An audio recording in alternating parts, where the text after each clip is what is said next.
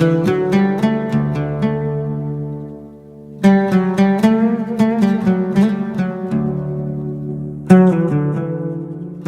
back to Morocco Before You Go, the travel and culture podcast brought to you by the Morocco Audio Tour offline app from CityWalk Guides.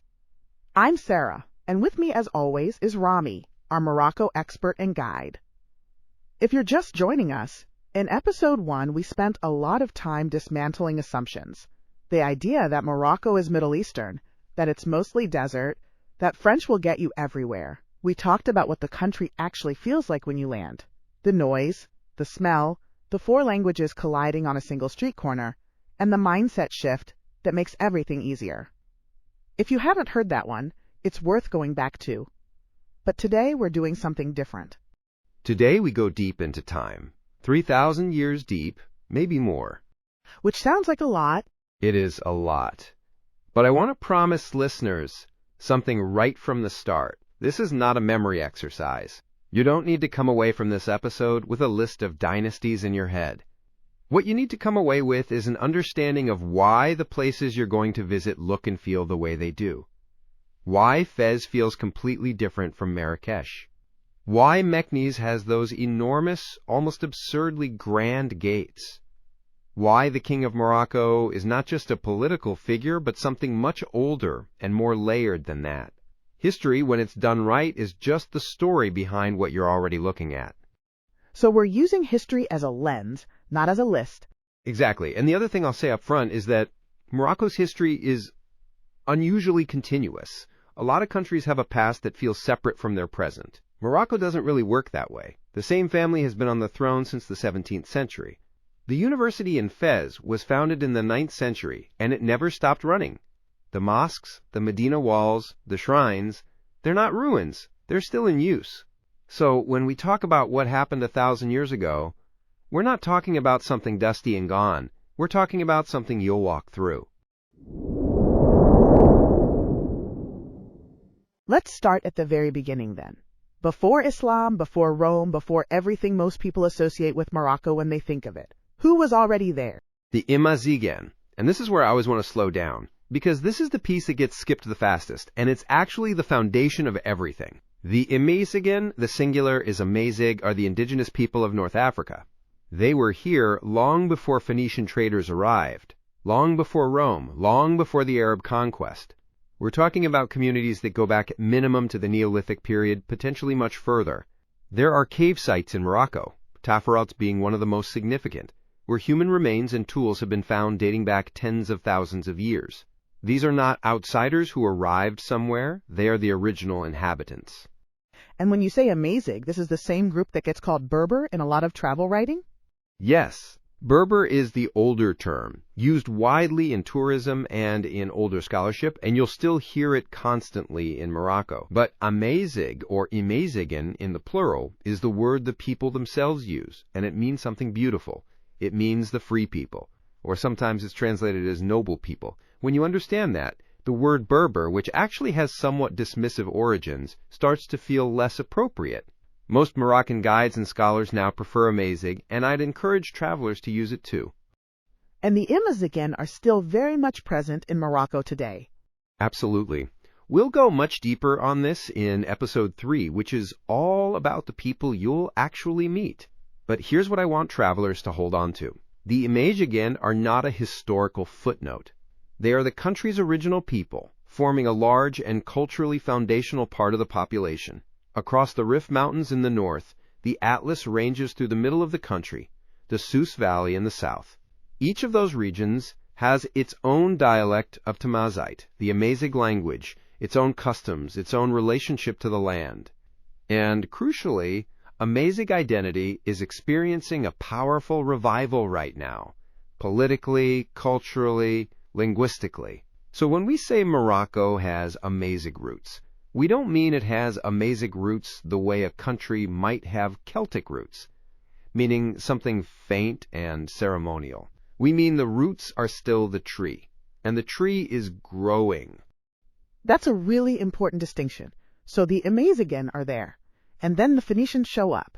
The Phoenicians show up, roughly around the 9th or 8th century before the Common Era. They were extraordinary maritime traders, based in what is now Lebanon, and they were expanding their trade networks all along the Mediterranean coast and down the Atlantic coast of Africa. Morocco's coastline was extremely attractive to them. They established trading posts. Lixus, near the modern city of Larache, is one of the oldest known Phoenician settlements on the Atlantic coast. Salah, near modern Rabat. Mogador, which is modern Essaouira. These weren't colonies in the later Roman sense. They were trading partnerships with local Amazigh communities, places where goods could be exchanged, ships could be repaired, merchants could rest. And then Carthage takes over from the Phoenicians? Carthage, which was itself a Phoenician colony in what is now Tunisia, becomes the dominant power in the western Mediterranean around the 5th century before the Common Era.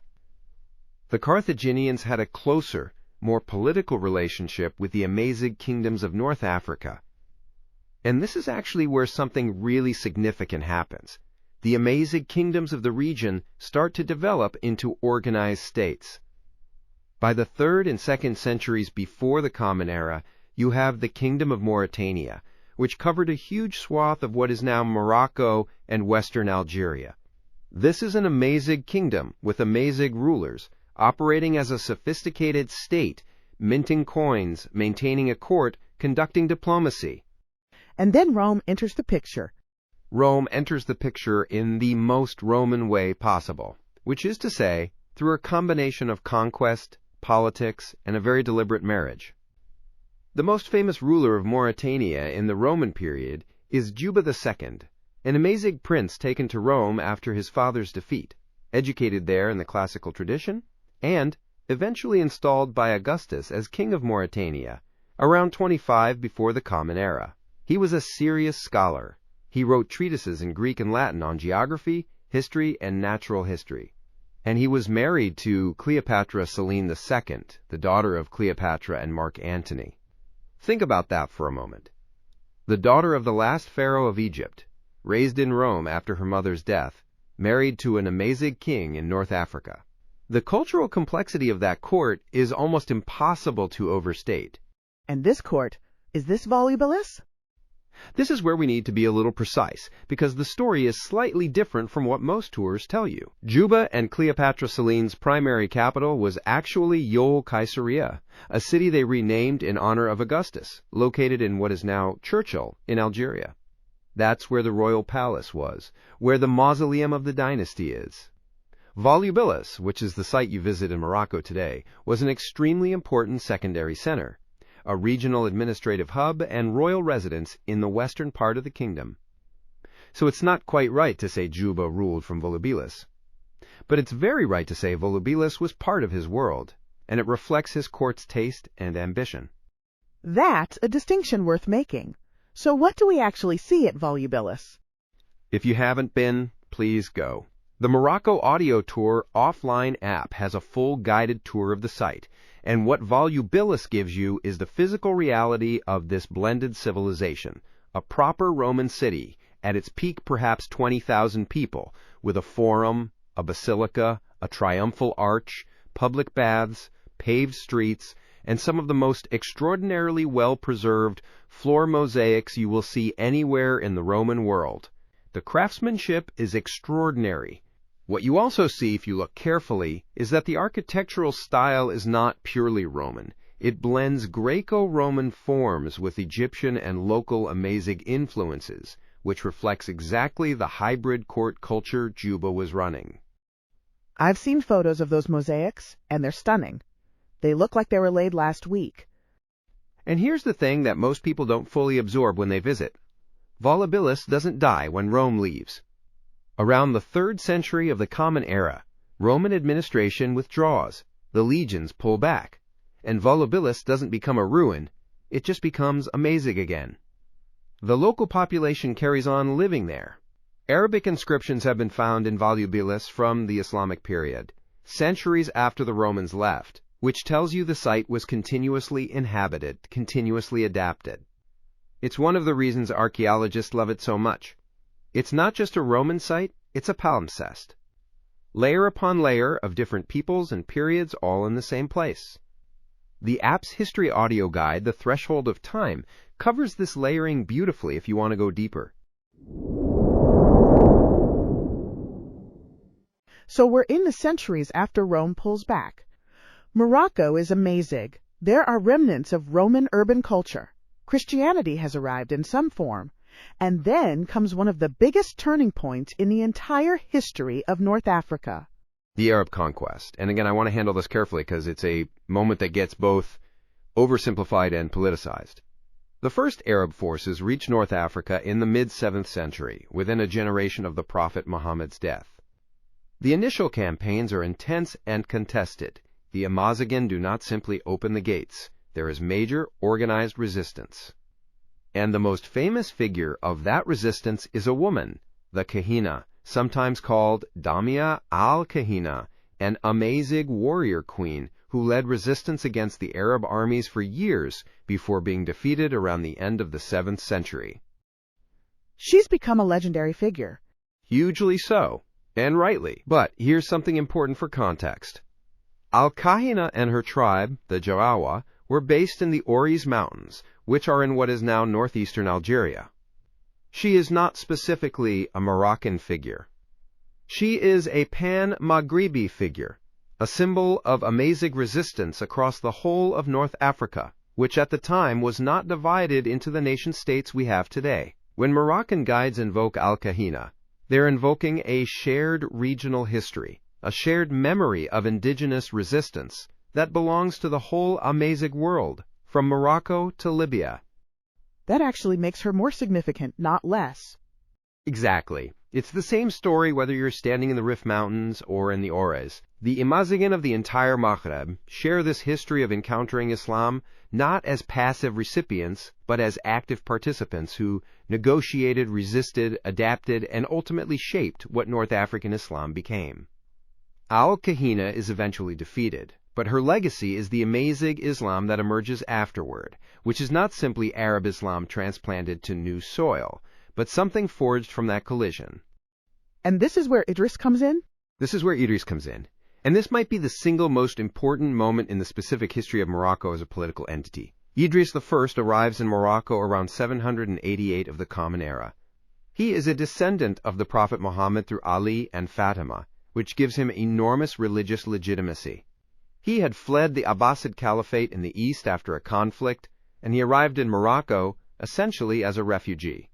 The Amazigh tribes around the Zerhoun mountain region, near modern Meknes, welcomed him, recognized his lineage, and essentially asked him to lead them. That's a remarkable story. A refugee who becomes a founding figure. It is. And Idris I founds what becomes the Idrisid dynasty, the first Islamic dynasty of Morocco. He establishes his base near Volubilis, and just a short distance away, on the hillside above those same Roman ruins, is the town of Moulay Idris Zerhoun, which still exists today and is named after him. It's one of the holiest towns in Morocco. Pilgrims come from across the country. His shrine is there, and the significance of the location is not accidental. By placing his base right next to the greatest Roman city of the region, Idris was making a statement about continuity and legitimacy. He wasn't erasing the past, he was building on it. And his son founds Fez. Idris II founds Fez in 809 of the Common Era, just a short distance to the east. And this is where the history stops being abstract and starts being the thing you will literally walk through. Fez is the city his father's project becomes. Idris II attracts scholars, craftspeople, merchants. People come from across the Islamic world and from Andalusia, Muslim Spain, bringing with them the accumulated learning of that civilization. And the Qarawiyyin is founded around this time? In 859, yes. And the story of its founding is worth telling properly, because it's usually told wrong. The Qarawiyyin was founded by a woman named Fatima al-Fihri. She and her sister Mariam were the daughters of a wealthy merchant from Kairouan in what is now Tunisia, who had settled in Fez. When their father, brother, and husband all died in close succession, the sisters inherited a substantial fortune, and they chose to invest it in what is called sadaqah, perpetual charity, acts of piety that continue generating benefit long after the giver is gone. Mariam funded the construction of the Al-Andalus Mosque. Fatima purchased land near the spice market to build the Qarawiyyin Mosque and an attached madrasa. She personally oversaw construction, reportedly laying the first stone on the first day of Ramadan in 859 and fasting through the entire 2-year build. That's an extraordinary story of both faith and determination. It is. And what Fatima founded in 859 was a mosque and a space for learning deeply significant, but not yet the formal university that Fez became famous for. That transformation happened gradually over centuries, as successive dynasties expanded and endowed the institution. The Almoravids formalized teaching structures. The Marinids in the 13th and 14th centuries brought the Qarawiyyin to its intellectual zenith, drawing scholars like Ibn Khaldun, one of the founding figures of what we would now call sociology, who taught and wrote there. So when people say the Qarawiyyin is the world's oldest continuously operating university, the claim is real in spirit: continuous operation, continuous learning. But the institution as a formal degree-granting structure evolved over several centuries, not in a single founding moment. That nuance actually makes it more interesting, not less. Always. The building you can stand outside today. Non-Muslims can't enter, but the exterior courtyard and the neighboring streets give you a powerful sense of the place, has been expanded and rebuilt so many times that it contains layers from almost every major dynasty of Moroccan history. It's not a single building. It's 1,000 years of piety and scholarship in stone. Let's talk about the dynasties, because this is where I think a lot of people's eyes glaze over. And I understand why. It's a lot of names. But you said earlier that understanding the dynasties helps you understand what you see on the ground. So let's do that. Let's connect the dynasties to the places. Good. Let's do it practically. After the Idrisids, Morocco goes through a period of fragmentation. Different local powers, no single dominant force. And then, in the 11th century, something remarkable happens in the Sahara.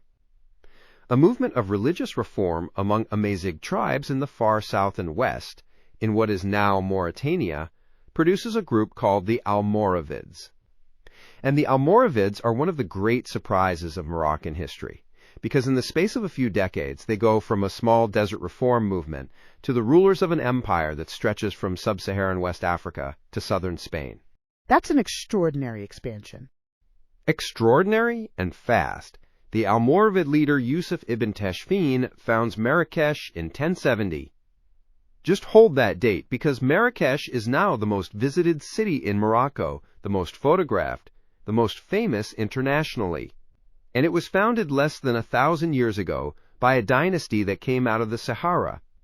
The Almoravids build Marrakesh from almost nothing. They make it their capital, they develop it as a military and administrative center, and they also respond to an invitation from the Muslim rulers of Al-Andalus, Islamic Spain, who are under pressure from the Christian kingdoms of the north. Yusuf crosses into Spain, wins a major battle, and suddenly the Almoravids are ruling both Morocco and most of what is now Spain and Portugal.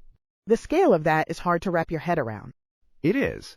And then, within roughly a century, they're gone, replaced by another reform movement from the Atlas Mountains, the Almohads. The Almohads come out of the Masmuda Amazigh tribes of the High Atlas, led initially by a theologian named Ibn Tumart, who had studied in the East and came home with strict ideas about the unity of God and the need for religious purification. His successor, Abd al-Mu'min, defeats the Almoravids, and by the mid-12th century, the Almohads control an empire even larger than the Almoravid one: Morocco, Algeria, Tunisia, Libya, and most of Iberia. What did they leave behind that we can still see? In Marrakesh, the Koutoubia Mosque. The minaret of the Koutoubia is one of the most iconic images in Morocco, and it was built by the Almohads in the 12th century. It's also the template for two other famous minarets, the Giralda in Seville and the Hassan Tower in Rabat, all three built by the same dynasty in roughly the same period, all three sharing a design vocabulary that is immediately recognizable. So when you're standing in Marrakesh looking up at the Koutoubia, you're looking at Almohad architecture, which is itself a synthesis of Amazigh Andalusian, and Eastern Islamic influences. And then the Almohads also fall. The Almohads also fall in the 13th century as the Reconquista, the Christian reconquest of Spain, accelerates and as internal rebellions fragment the empire. And this is where we get to two dynasties that I think are the most directly visible to travelers today, the Marinids and the Saadians. The Marinids. Tell me about the Marinids, because every time I've read about Fez, the Marinids come up. The Marinids are a Zenata Amazigh tribe from the eastern steppes of Morocco, who fill the power vacuum left by the Almohads in the 13th century. They make Fez their capital, and they become the great patrons of Islamic architecture and scholarship in Morocco. The Bu Inania Madrasa in Fez, the Atarine Madrasa, these are Marinid buildings from the 14th century, and they are among the most beautiful pieces of architecture I have ever seen anywhere in the world. Not in a showy way, in a deeply intricate, deeply considered way. The Zila tilework on the lower walls, the carved stucco above it, the cedarwood lattice above that, the open courtyard with its marble fountain. Every surface is covered in a different type of decoration that somehow doesn't feel busy. It feels like a conversation between materials. I want to hear more about the madrasas, because I don't think people always know what a madrasa is. A madrasa is a school, specifically in the Moroccan context, a residential school for students studying Islamic theology and jurisprudence. Students would come from across the Islamic world to study at the Qarawin in Fez, and the madrasas were essentially the dormitories and study halls attached to that system. But the Marinids built them as statements of prestige and piety. They're not just functional buildings, they're expressions of a worldview. The idea that knowledge is sacred, that the space in which knowledge is transmitted should be beautiful, that beauty itself is an act of worship. You feel that when you walk into a Marinid madrasa. It's not a classroom in any mundane sense. What else do the Marinids leave us? The Marinids also build the necropolis above Fez, the Marinid tombs on the hill overlooking the Medina. They're ruins now, largely, but the view from up there of the old city of Fez spreading out in every direction is one of those views that people talk about for the rest of their lives. You can see why someone would choose that hill. And in Meknes is actually a Marinid foundation as well. The city existed before, but the Marinids developed it as a secondary capital, which is part of why Meknes has this layered grandeur that surprises people who arrive expecting a minor city. And what's the relationship between the Marinids and the Spanish and Portuguese on the coast? Complicated and painful. The Marinids are trying to maintain a presence in Iberia as the Reconquista advances, and they're largely failing. The fall of Granada in 1492, the last Muslim kingdom in Spain, happens after the Marinids, under the Wattasids who succeeded them, but the consequences arrive on Moroccan shores immediately. Hundreds of thousands of Muslims and Jews who had lived in Andalusia for centuries are expelled, and many of them come to Morocco. They arrive in Fez, in Tétouan, in Rabat, in Chefchaouen. They bring with them Andalusian music, Andalusian architecture, Andalusian cuisine. The Andalusian influence in those northern Moroccan cities is still palpable today. You hear it in the music, you taste it in the food, you see it in the architecture of the riads. And then almost simultaneously, the Portuguese are establishing ports on the Atlantic coast. The Portuguese are moving down the African coast in the 15th and 16th centuries, establishing fortified trading posts, Ceuta, Asila, Mazagan, which is now El Jadida, and this creates constant military pressure on Morocco from the coast, which sets the scene for the next dynasty. The Saadians. The Saadians, a family from the Souss Valley in southern Morocco who claim descent from the Prophet, which gives them the title of Sharif, and who rise to power partly by successfully expelling the Portuguese from several of their coastal fortresses. That military success against Christian invaders is a huge source of their legitimacy. By the mid-16th century, the Saadians control Morocco, and they move the capital, which had been in Fez under the Marinids, south to Marrakesh. And this is where the famous tombs come in, and the El Badi Palace? Both, yes. And to understand al-Badi, you have to understand one single afternoon in 1578, the Battle of the Three Kings. It is one of the most dramatic military events in the history of the Mediterranean world, and it happens on a dusty plain near the town of Ksar el-Kebir in northern Morocco. The young Portuguese King Sebastian arrives with an army of about 20,000 men, fired by crusading ambitions, allied with a deposed Moroccan sultan named Abu Abdallah, who wants his throne back. They face the reigning Saadian sultan, Abd al-Malik, who fields a much larger force, something like 50,000 infantry and cavalry. In 4 hours of fierce fighting, 3 monarchs die.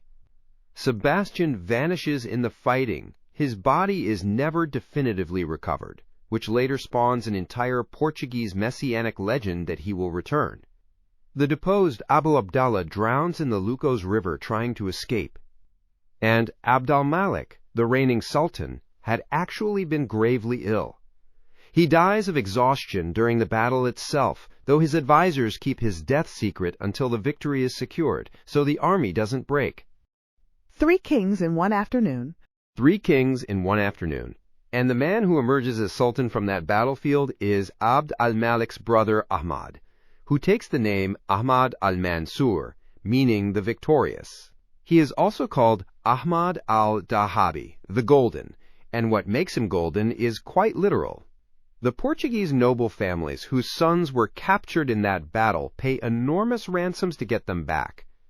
That money, flowing into Marrakesh, funds al-Badi Palace. So the palace is literally built on the ransom money of a defeated crusade. Almost literally, yes. Construction begins in 1578, the same year as the battle, and continues for 16 years. The result is something that contemporary accounts describe as one of the most magnificent palaces in the world. 360 rooms around a central courtyard of over 100 meters by 100 meters, with deep reflecting pools, sunken orange groves, pavilions decorated with Italian Carrara marble, mullion gold, decorative elements brought from Europe, India, and beyond. When the ambassador of Queen Elizabeth I of England visited, he reportedly said it was among the finest things he had seen anywhere. And it's a ruin now. It's a beautiful, haunting, enormous ruin. Because in the 1690s, the Alaouite Sultan, Moulay Ismail, who we'll come to in a moment, decided he wanted those marble columns and gilded decorations for his own building projects in Meknes, and he systematically dismantled al-Badi and transported the materials north. What you walk through today are the sandstone bones of something that was once extraordinary. The scale of what remains, the massive walls, the sunken gardens, the underground passageways, still gives you a sense of the original ambition. And every year the storks nest on the ruined walls, which gives the place this wild, melancholy beauty. The app has content on this period, doesn't it? Yes.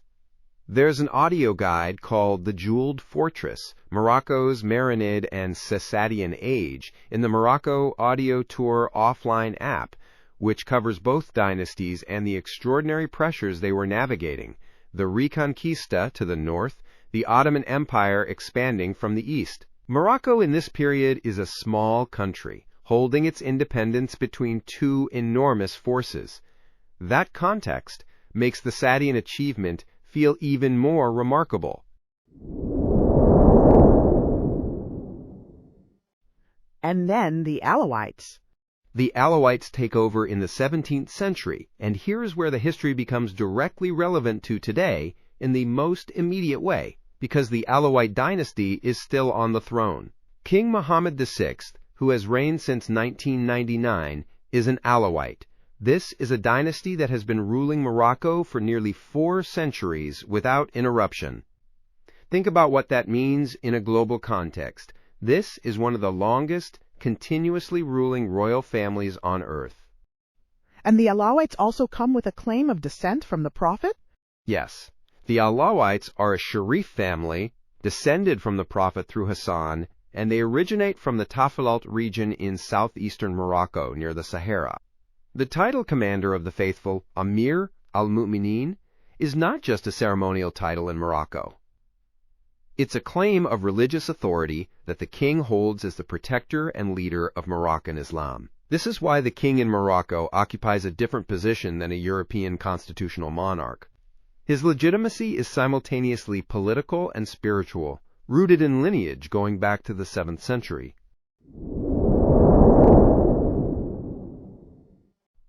Tell me about Moulay Ismail, because every time Meknes comes up, it's his name. Moulay Ismail is one of those historical figures who is simply too large to summarize quickly. He rules from 1672 to 1727, 55 years, which is an extraordinarily long reign by any standard. He is contemporary with Louis XIV of France, which is not a coincidence in terms of style, because Moulay Ismail very consciously builds Meknes as Morocco's Versailles. He moves the capital there. Fez was the established center. Marrakesh was the Saadian capital, and he wanted his own city, a city that was entirely his creation, a city that would outlast him. And the scale of what he builds is almost unbelievable. The walls of the imperial city of Meknes run for roughly 40 kilometers. His granaries, the Heri Esewani, are so massive that they could apparently store enough grain to feed the city for a 20-year siege. The stables were said to hold 12,000 horses. And to build all of this, Moulay Ismail dismantled El Badi Palace in Marrakesh and transported its columns and decorations north. He was not sentimental about other people's monuments. And the Bab Mansour Gate, that's the one you see in every photograph of Meknes. The Bab Mansour, one of the most monumental gates in all of Morocco, in all of North Africa. 3 stories tall, flanked by columns, and here's an interesting detail. Those columns were themselves taken from the ruins of Volubilis, the Roman site just down the road. So you have an Alaouite gate, built partly with Saadian marble from El Badi, faced with Roman columns from Volubilis. It's a physical embodiment of Moroccan history layered on itself. When was it finished? This is something worth knowing. Moulay Ismail commissioned the Bab Mansour, but he died in 1727 before it was complete. The gate was finished in 1732 under his son and successor, Sultan Moulay Abdallah. So the greatest monument of Moulay Ismail's imperial vision was completed by someone else after his death. There's something very human about that. This ruler of enormous ambition and ego who didn't quite see his greatest project finished. That detail actually makes it more poignant. Meknes is full of that kind of poignancy. It was built for a greatness that never fully materialized, because after Moulay Ismail, the usual thing happens with very long reigns, which is succession crises. The 18th century is turbulent. There are several rulers in quick succession, power struggles, regional rebellions. The capital eventually shifts away from Meknes, which is actually part of what makes it interesting for travelers. It has this slightly melancholy grandeur, this sense of a city that was built for more than it became. Let's talk about the Protectorate, because this is the period that leads directly to modern Morocco. And it begins with a century of increasing European pressure. The 19th century is the story of a very old and very proud kingdom, trying to maintain its independence against European powers with overwhelming industrial and military advantages. Morocco in 1800 is a sovereign state with a complex culture and a sophisticated urban civilization. By 1900, it is deeply in debt to European banks, its ports are effectively controlled by French and Spanish commercial interests, and its military is simply not equipped to resist. The Algeciras Conference of 1906 is a kind of symbolic crystallization of this. European powers essentially sit around a table and carve up Morocco's future, dividing its police, its banking, its customs, while the Moroccan Sultan has almost no real power in the room. And the Protectorate is formally established in 1912. The Treaty of Fez in 1912 establishes the French and Spanish Protectorates. The word protectorate is a diplomatic euphemism. What it means in practice is that Morocco loses control of its foreign policy, its military, and its finances. The French take the larger portion, the center and south, and the Spanish take the north and the far south. Tangier becomes an international zone, controlled by multiple powers simultaneously, which is why Tangier has this strange, hybrid, almost lawless energy that shaped so much of its literary history in the mid-20th century. How much does the Protectorate change Morocco's physical landscape?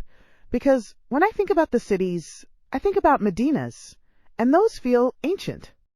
That's one of the most interesting and genuinely complicated legacies of the Protectorate. The French administrator Hubert Almoravid makes a very deliberate decision to build the new European city alongside the old Medina rather than inside it. In every major Moroccan city you have the Medina and then the Ville Nouvelle, the new city, which is built in a European style, with broad boulevards, apartment buildings, administrative offices, all the apparatus of a colonial capital. Casablanca gets a dramatic Art Deco downtown, Rabat gets wide French-style avenues, Fez gets a French quarter outside the walls. So the Medinas are preserved almost because the French build around them. Partially preserved, and partially that's because keeping Moroccans in the Medinas and Europeans in the Ville Nouvelle served the segregationist logic of the colonial system. It's an ambiguous legacy.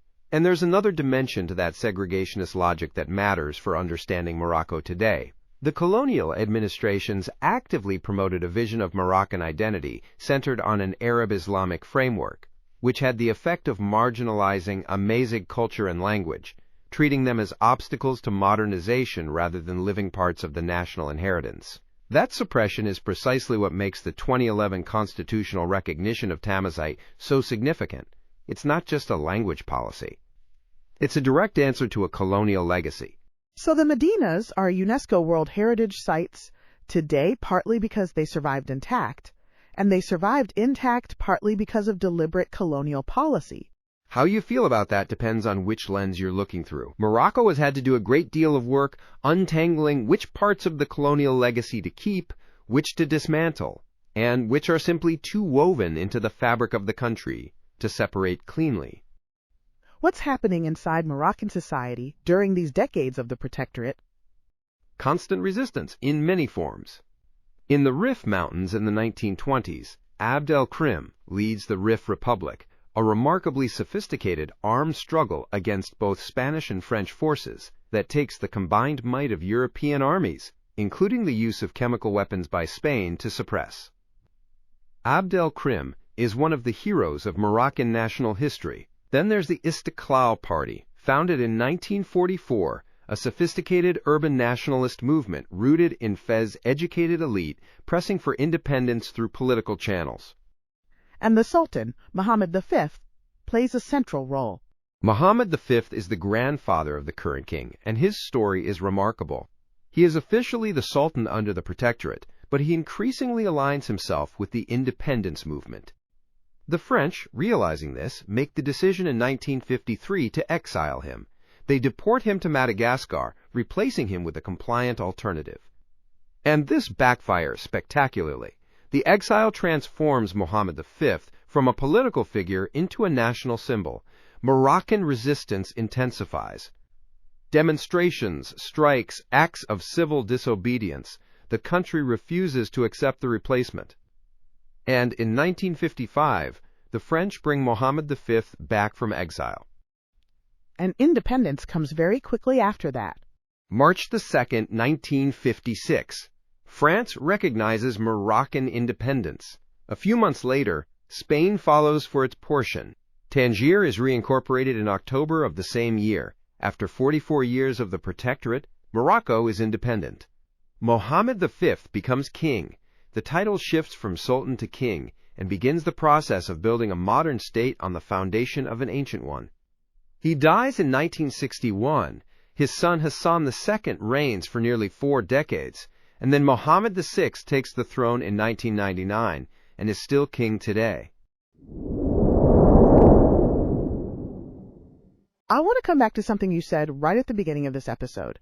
You said Morocco's history is unusually continuous. What does that actually mean for the experience of a traveler walking around Morocco today? It means that the past is not past. That's the short version. When you walk through the Bab Mansour Gate in Meknes, you're walking under an arch that was commissioned by Moulay Ismail and finished by his son, built with columns from Roman Volubilis and marble stripped from a Saadian palace. 4 civilizations in one gate. When you sit in the courtyard of the Bouinania Madrasa in Fez, you're sitting where students sat 7 centuries ago, in a building that is still functioning as a religious and cultural space. When you see the king's portrait in every cafe, every hotel, every taxi, you're looking at the 40th plus generation of a dynasty, not as a political poster, but as a statement of historical continuity. Is the king popular? I mean, genuinely popular? Generally, yes, and I think it's important to understand why, because it's not simply a matter of propaganda. The Alaouite dynasty's legitimacy rests on 3 things that are very hard to manufacture. First, the lineage, the descent from the prophet, which carries genuine spiritual weight in a sincerely Islamic country. Second, the track record. The dynasty has, over 4 centuries, maintained Morocco's independence through periods when most of the Islamic world was colonized or fragmented. Third, the post-independence modernization. Mohammed V and Hassan II and Mohammed VI have each, with varying degrees of success and controversy, navigated the transition from traditional monarchy to modern state. There are serious critiques, the political limitations, the human rights record in earlier decades, and Moroccans are not naive about those. But the basic institution of the monarchy is not unpopular in the way that foreign observers sometimes expect. And the religious dimension, Commander of the Faithful, that's not just a title. It's a constitutional role. The king chairs the Council of Ulama, the Council of Islamic Scholars. He personally leads prayers on major occasions. He is the arbiter of what is and isn't acceptable Islamic practice in Morocco. This gives the monarchy a religious authority that is completely separate from and in addition to its political authority. It's one of the reasons that the Arab Spring, which toppled governments across the region in 2011, played out differently in Morocco. There were major protests, real demands for reform, and the king responded with a new constitution that expanded civil rights and parliamentary powers. But the monarchy itself was not really challenged, because its legitimacy sits on foundations that political protest alone doesn't reach. That's a remarkable thing to understand about a country you're about to visit. It changes how you read everything. The shrines you pass in the Medina, the mosques closed to non-Muslims. It's because they're genuinely active sacred spaces, not tourist attractions that happen to have a no-entry policy. The deference people show to religious figures and to the royal family. It's not performance, it's rooted in a worldview that goes back 14 centuries and feels immediately present. Let's do something practical before we wrap up, because this has been a lot of history, wonderful history, but a lot, and I want listeners to be able to use it. If you're walking around Morocco with all of this in your head, how does it change what you actually see? Let me take each of the main cities quickly. Fez first. When you're in Fez and you feel this weight of learning and religion and craft, the fact that the tanneries and the dyers and the leather workers and the brass workers are all in specific neighborhoods, that the city is organized around this incredibly sophisticated medieval logic, you're feeling the Marinid city overlaid on the Idrisid city, overlaid on the Amazigh landscape. Everything in Fez feels old and considered because it was built by people who were deliberately creating the cultural capital of the Western Islamic world. They were trying to build something worthy of the Qarawiyyin, worthy of the scholars who came from Baghdad and Cordoba and Cairo. And Marrakesh feels completely different. Marrakesh feels different because its founding logic is different. The Almoravids built it as a military and administrative center for an empire that stretched into the Sahara. It's southern, it's warm, it's connected to trans-Saharan trade routes. It has this energy that feels more mercantile and visceral than Fez. And then the Saadians. Ahmed al-Mansur, with his Portuguese ransom money, give it this moment of extraordinary opulence. The Saadian tombs, the ruined magnificence of El Badi. Marrakesh is a city that has always been about display and trade and movement. It was never really an intellectual center in the way Fez was. It was something more kinetic. And Meknes? Meknes is Moulay Ismail's ambition made into stone, and I mean that in the best possible way. When you walk through the Bab Mansour, finished by his son after his death, remember, when you look at the granaries, when you try to comprehend the scale of the imperial city, you're experiencing the vision of a man who wanted to build something that would outlast him by centuries. And it has.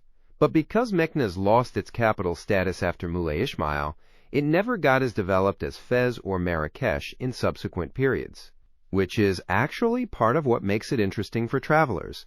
It has this slightly melancholy grandeur, this sense of a city built for a greatness that wasn't quite finished. And Rabat?